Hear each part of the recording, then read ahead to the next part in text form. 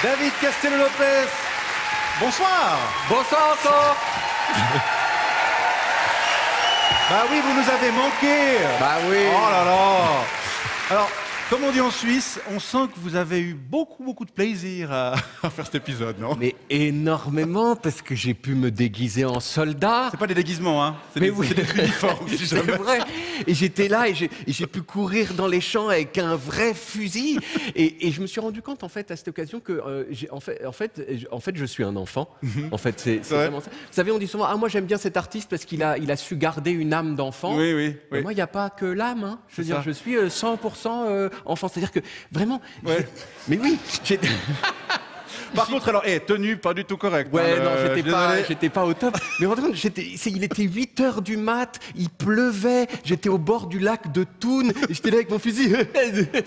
Et j'étais j'ai aussi content que quand on va à Disneyland quand on a 8 ans. Et c'est vraiment, Vous n'avez pas eu l'occasion de jouer à la guerre dans votre pays, pendant votre service militaire, en France, non? Eh ben non, parce qu'en fait, le service militaire obligatoire, il a été aboli quand moi j'avais 14 ans, donc j'ai pas eu à le faire. Juste pas. Juste pas, mais je pense que je suis un des seuls Français qui aurait bien aimé faire son service militaire. C'est vrai. Alors après, j'aurais pu faire un service militaire volontaire. Oui, la Légion étrangère, ce genre de truc.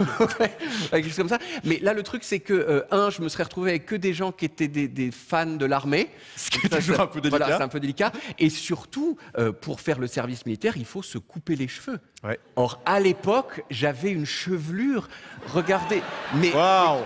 majestueuse, soyeuse, tout ça. Vous regardez quoi sur cette photo? Je regarde la mer. Voilà. Le loin, votre vie. Exactement, et je m'imprègne de la mer. Et voilà, et en fait, si vous voulez, Ouais. j'ai préféré garder mes cheveux plutôt que servir mon pays. Voilà. Bon, il y avait aussi peut-être, à part les cheveux, un petit problème de, on va dire, d'aptitude physique. Enfin, je sais pas, si on regarde si on regarde l'image, voilà, vous êtes un débardeur dans le sujet, on se dit pas, ce monsieur peut nous faire du mal. Enfin, c'est pas le truc. Bah, c'est blessant, ce que vous dites. C'est blessant, mais c'est vrai. Voilà. C'est vrai. Et c'est vrai surtout que j'étais à côté d'un monsieur super musclé. Oui. Et Bah oui, c'est qui ce monsieur d'ailleurs? Alors ça, c'est un acteur français. Qui fait du mal à cette salade. Oui, il est martyré cette salle. C'est un acteur français, un excellent acteur français qui joue dans plein de films super bien et des rôles hyper denses en plus. Genre, il joue dans Le Chant du Loup. Il s'appelle comment? Il s'appelait Étienne Guillou-Kerverne. Ok. Et en plus d'être un super acteur, c'est quelqu'un qui est, genre, il est ceinture noire de judo, je sais pas combien de dan.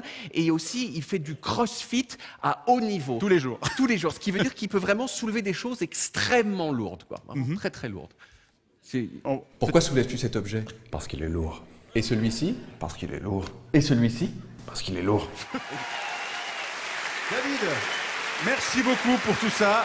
Vous revenez nous voir quand vous voulez, mais je crois que vous jouez en Suisse bientôt. Oui, je joue mon spectacle. Authentique. Oh, je joue mon spectacle authentique en Suisse. Ça fait super plaisir que vous disiez. Non, ça fait. Je vais jouer dans plein d'endroits. Je vais jouer à Neuchâtel, au Locle, à Sion, à Fribourg, à Vevey et aussi au théâtre du Léman à Genève en février de l'année prochaine. Venez. Merci beaucoup. Oui, merci beaucoup, Merci David. à vous.